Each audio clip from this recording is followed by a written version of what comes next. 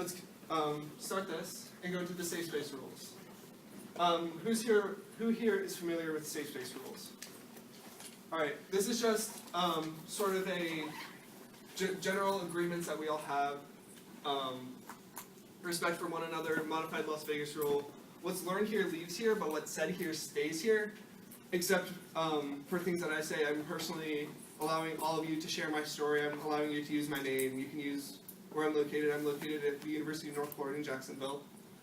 Feel free to use that. Does anybody have any objections to any of these rules or want to add another rule? Cool. What does stretch, don't strain mean? Stretch, don't strain means a lot of the concepts that you might be learning are maybe unfamiliar to you, or they might be hard to understand. So what I'm asking you is like stretch your boundaries, but don't like necessarily like break yourself trying to understand them. These are difficult concepts, and specifically within the ACE and ARA community, there's a very big linguistic barrier. So a lot of the words or a lot of the concepts that I'm going to be attempting to bring up may you might not understand them immediately. So just like stretch yourself. If repetition and asking questions is not a bad thing. So keep stretching, don't strain. Yes? What's an I statement? An I statement in it is, I speak for myself, not the entire asexual and aromantic community. I can only share with you my story. I can only share with you my personal views of what's happened.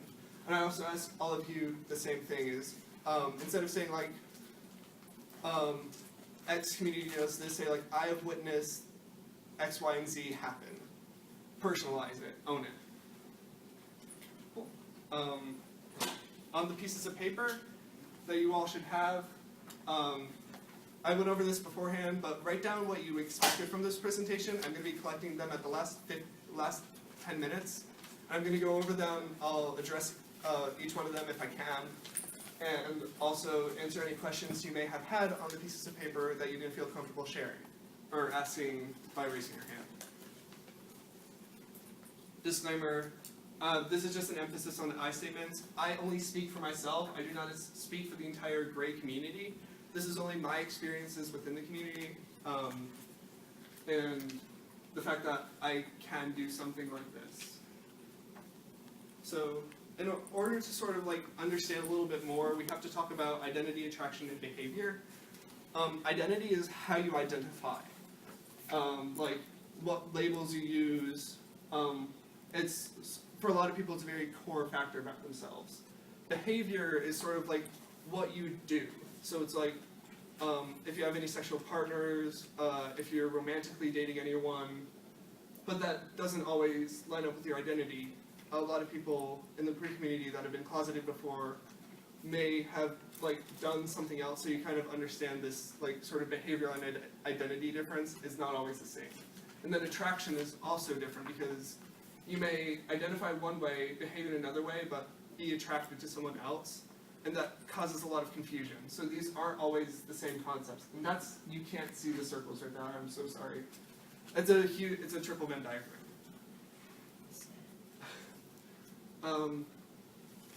So those are just some concepts that we need to address before we go into this.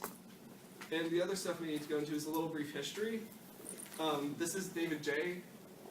He founded AVEN in 2001. AVEN is the Asexuality, Visibility, and Education Network.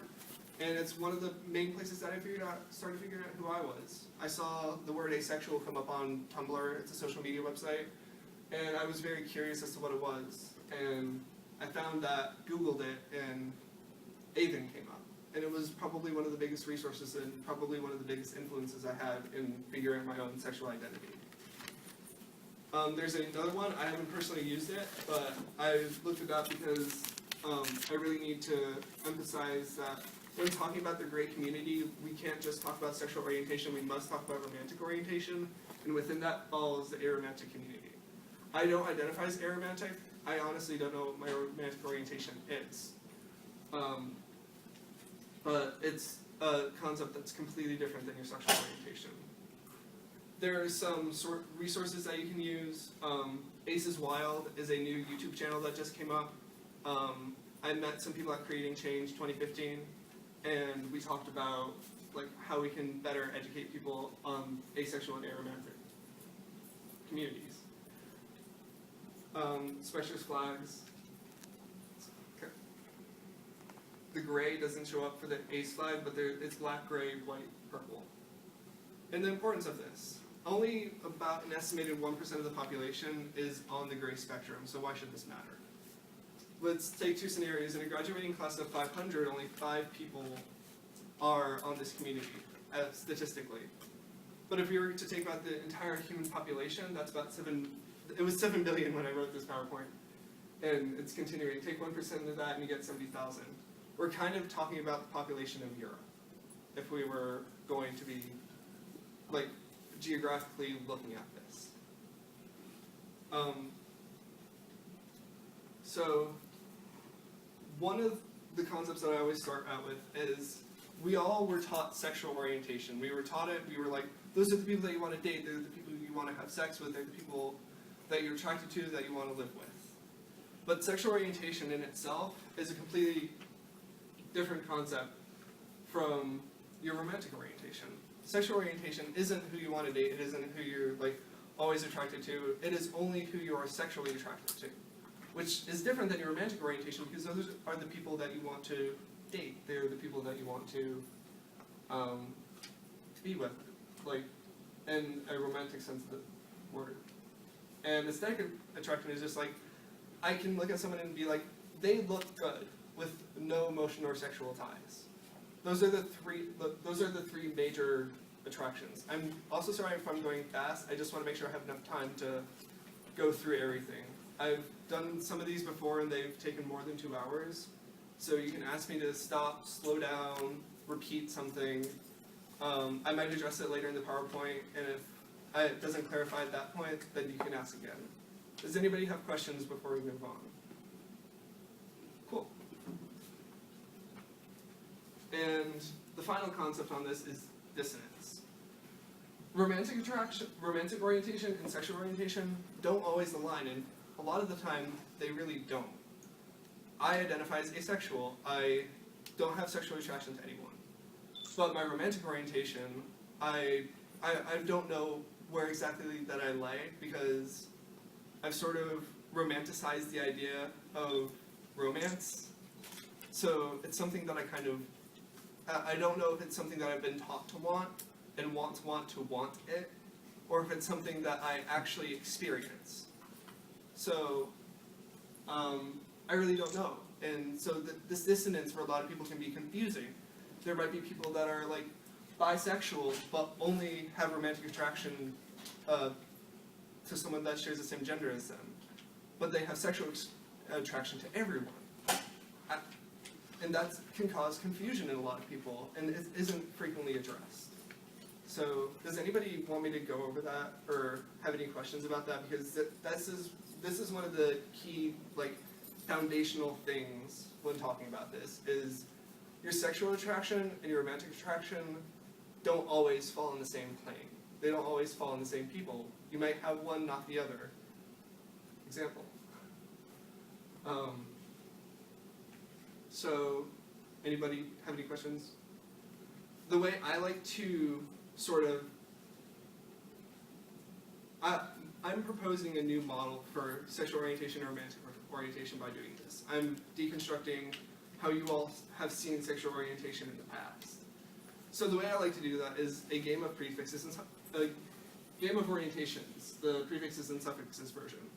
So we have the suffixes like sexual, romantic, like asexual, aromantic, panromantic, but we also have the prefixes like a, allo, demi, gray, hetero, homo, bi, pan, omni, poly, etc. So my proposal is, if we can, this can be the linguistic barrier for a lot of people. And that's trying to break down the words to their roots so you can sort of figure out people's orientations, or you can figure out your own just by knowing other prefixes. If anybody wants a picture of this, I have a much cleaner sheet that at the place that I work at an LGBT resource center, and I do a lot of ace and aro activism on the campus.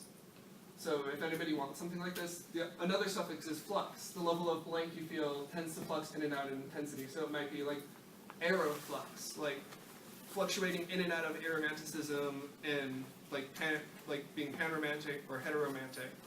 It can fluctuate in and out. It's very fluid. So you could be like heteroflux, homoflux. It's just learning the prefixes and suffixes can sort of like open up a new world for you if you like are like, I feel this a lot of the time, but I really don't know what the word is, and you don't really want to find a closer one, research it. You can find the prefix. The prefixes exist. We just gotta look for them. And again, this goes down to the dissonance, because not everyone's sexual orientation matches up with the romantic orientation. So somebody might be homosexual but hetero-romantic. And that might confuse them because they want to only, like, yeah, I've gone over this, but this is a really key foundation. So if anybody has any questions about this, I can slow down. Okay. There's a model that was on Avon a while ago. It was proposed in 2011. It was called Rabger's model, or 2011. It was called Rabger's model. However, it has been adapted and changed and edited since then, and Rabger since then has thought to remove their name from the model, and it is now called the primary or secondary sexual attraction model. And this is it's a sort of a model that doesn't really have like any research or academia approval right now, but it sort of helps people think about their orientations a little bit better. So primary sexual attraction is defined as like people who you are attracted to. So primary is based off of initial information: sight, sound, smell, touch, things that are immediately accessible.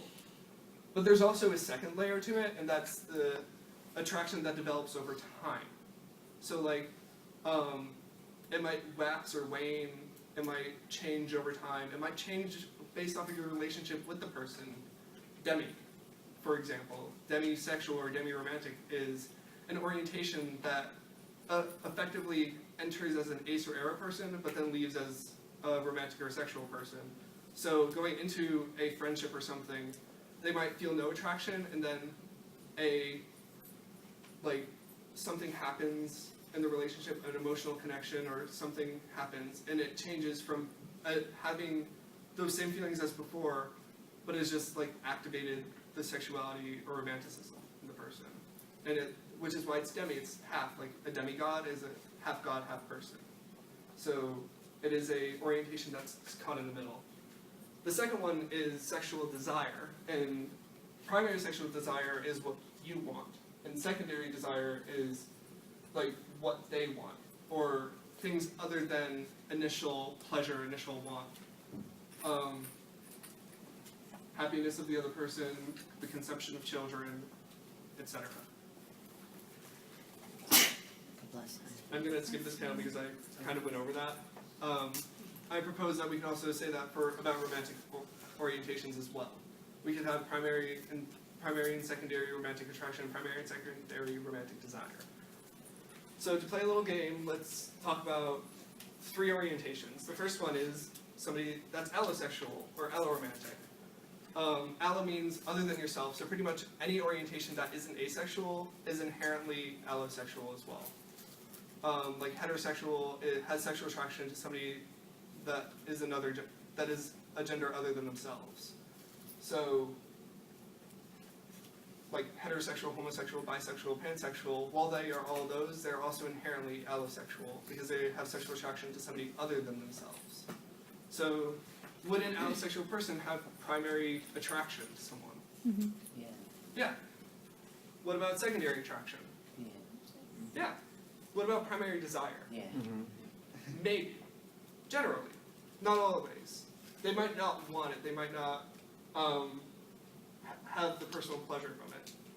And secondary desire is also generally. You might see a trend form as we go further into primary desire and secondary desire.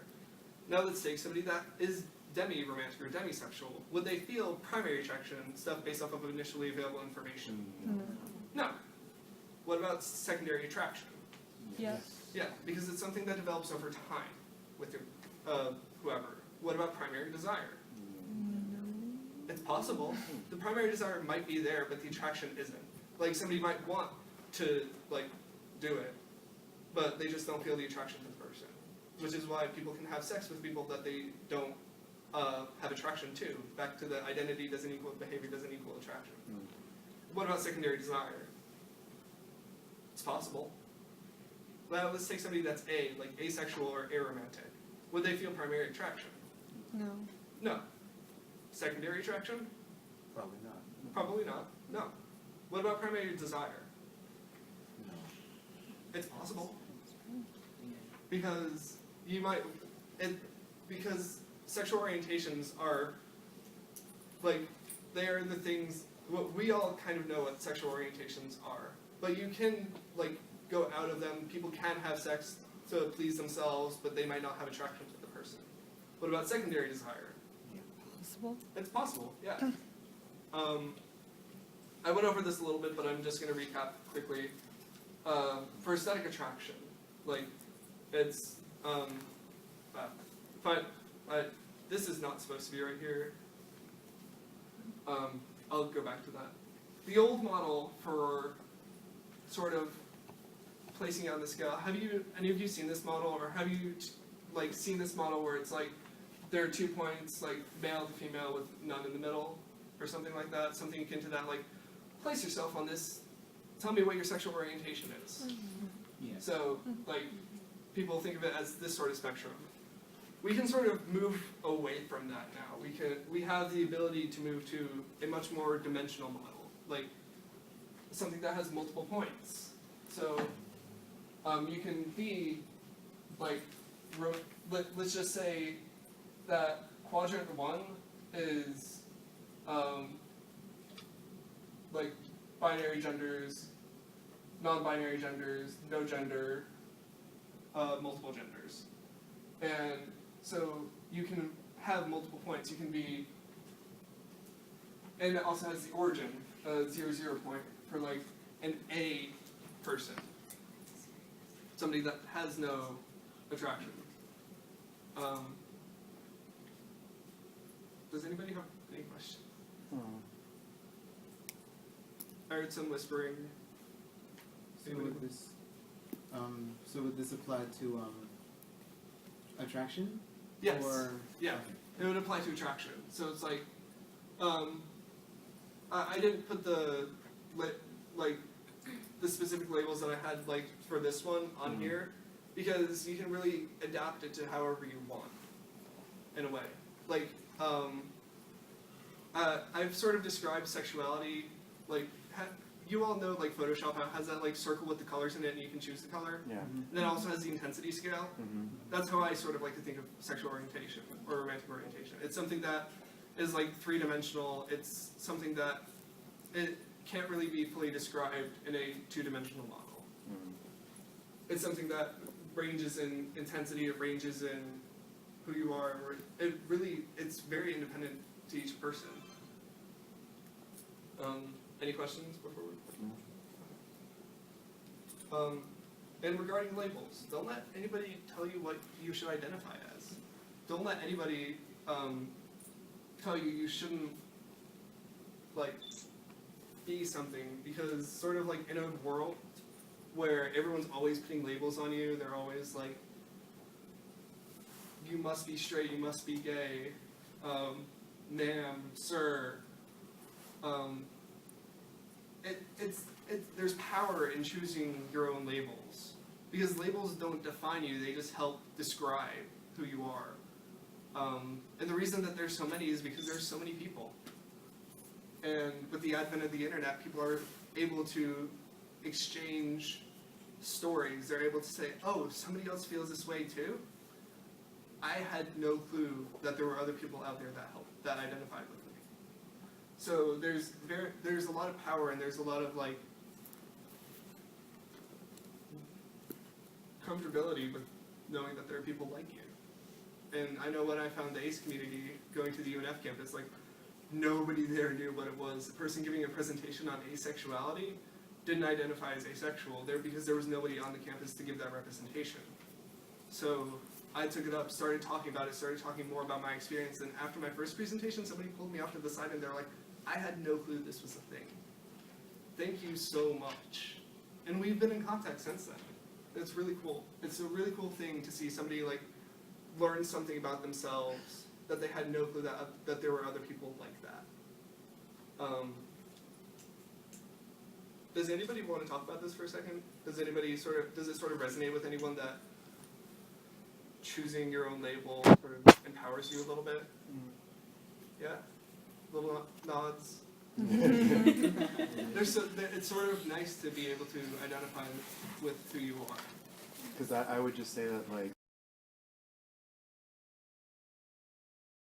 to defining, which is where the aesthetic attraction should be. It should be, aesthetic attraction is just people that, like, you look nice today, but it has no, like, romantic or sexual ties. It's sort of like, you look good today. That is an aesthetic attraction.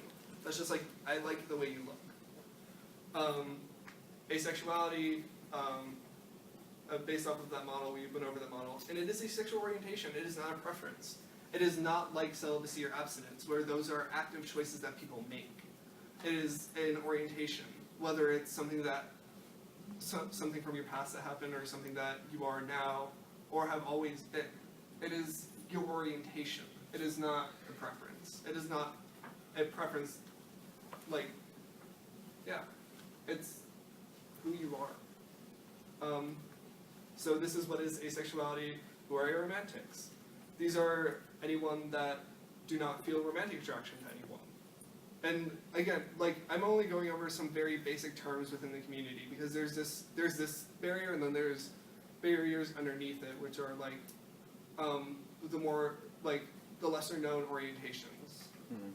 So due to the time constraint that we have, I can't go over everything, so I'm just going to go over the A's, demi, and gray. And I'm sorry if anybody in here identifies outside of that, and I'm not giving you the representation you need. But if you'd like to talk about your story during the Q&A, I would be more than happy to hear it. Again, aromantic people are not people that don't want a romantic relationship. They're not those people. They're just people that do not feel romantic attraction to anyone. And they don't lack emotional needs. And a lot of these needs are fulfilled platonically or with close friendships. They might engage in a relationship with somebody just to fulfill those, like, platonic or emotional needs. Often forms close friendships. Gray is like the somewhere in between. It's a very gray area because there are so many people there. People have varying degrees of intensity of orientation. These people that identify in this way are people that might not normally experience this form of attraction, but they do for very specific cases. Or they have or they experience that attraction, but they just have sort of a low drive to actually act on it, so they just don't act on it. This might describe somebody that is gray A.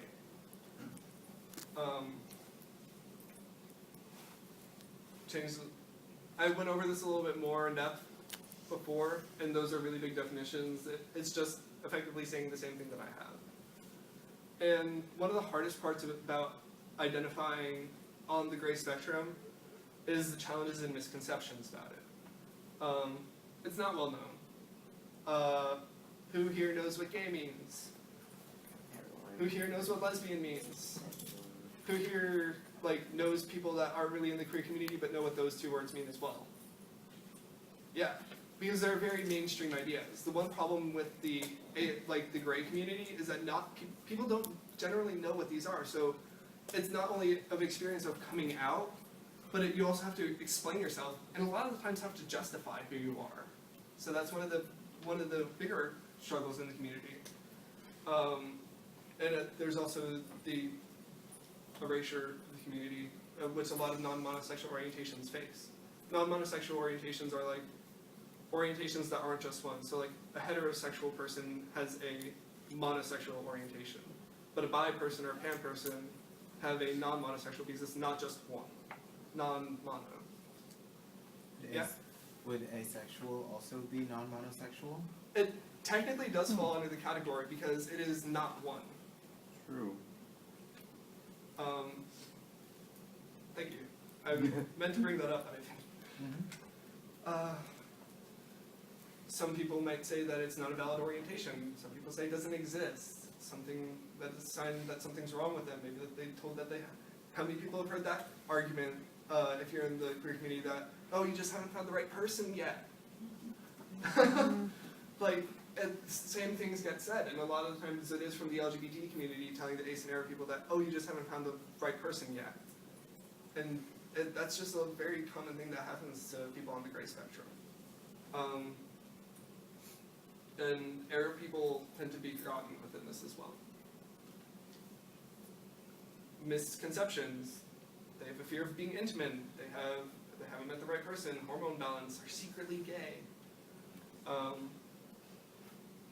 Suffer from hypoactive sexual desire disorder, which is also listed in the DSM, and so is ego-dystonic homosexuality, which was the way homosexuality was written in the DSM.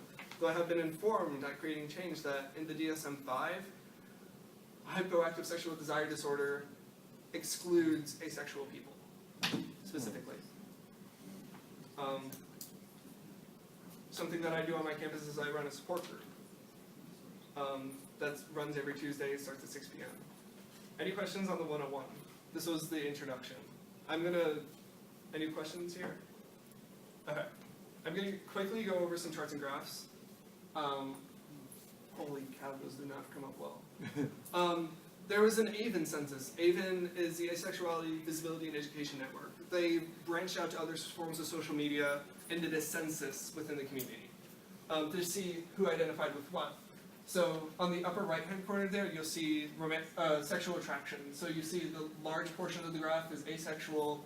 One of them says, what is that say? I am so sorry. Gray. I did not expect that coloration. Demisexuality, gray, A, and none of the above. Yes. So those are the sexual orientations that were listed. So like 49.2% of the people that answered this sexual orientation answered the questions this way. Under romantic orientation, it's a much more wider graph. You see like heteromantic, panromantic, homoromantic. So this is just sort of a representation of the community. Yes, right? Does that say WTF? Yes, because that is akin to like that is one of the prefixes. What the fuck?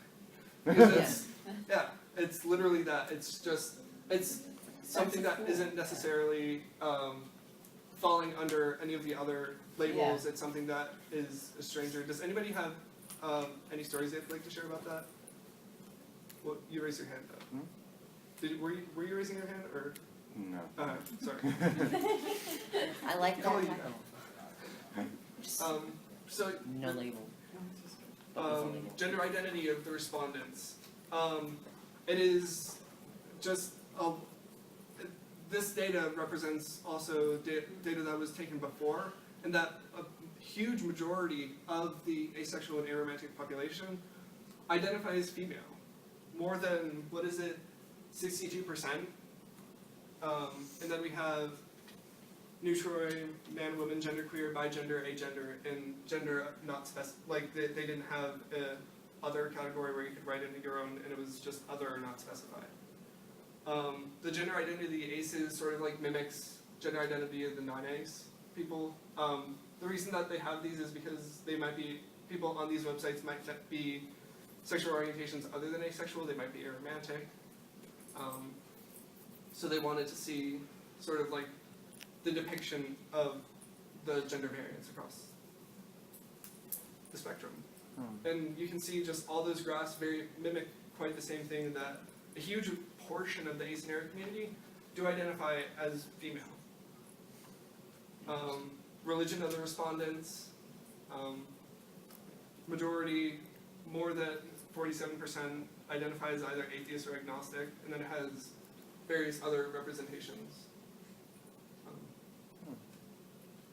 Race of the US respondents. This is specifically the United States. And this graph is a little troubling to me because it makes me think that the ace and aro community might not be reaching out to the racial minorities that need this information as well, or it's that these spaces aren't safe for people that aren't white, and it really worries me that like such a large chunk of this is just white. Like, does anybody? I totally agree. Like, and I hope that they did take a lot of notice and just not look at it as a graph, Yeah. as like we need to reach out to more Yeah. population. Yes. Well, how exactly did they pull this information together? Because did they mostly interview people who are white in the first place, or did they ask people to step up, or? This was a survey done on the internet, so it was posted on Avon. Like Avon for a while had this just like huge like take our census. So they reached out to other forms of social media, not well known, and it might just be a representation of people that use these medias, Yeah. or yeah. So, but it's just saying that what I'm reading from this is that there are a lot of people that aren't receiving this information that might find it useful. Will there be another census anytime soon? No, because this is the census that was done just a few months ago. I forgot to contextualize this. This was a census that the data was just posted a few weeks ago. The census was done last year at like the last cusp of last year, so they just compiled the data and were able to get it all together. There's a 19-page like census information data about this. Big question in the community is, do you still experience sex drive? And here's the answer. Some people do. Some people very strongly have a high libido. And you'll see it sort of like bell curves to 1 or non-existent. So that's sort of just, this is telling you that the sex drive of the asexual population, and this is specifically of people that identify as on the ace spectrum. So gray asexual, demisexual, asexual. And this is the sex drive of these people. Any questions here? I get this question a lot, like, well, do you still experience a sex drive? And the answer can be like, yes, because sex drive doesn't always relate to who you are sexually attracted to. They're different things.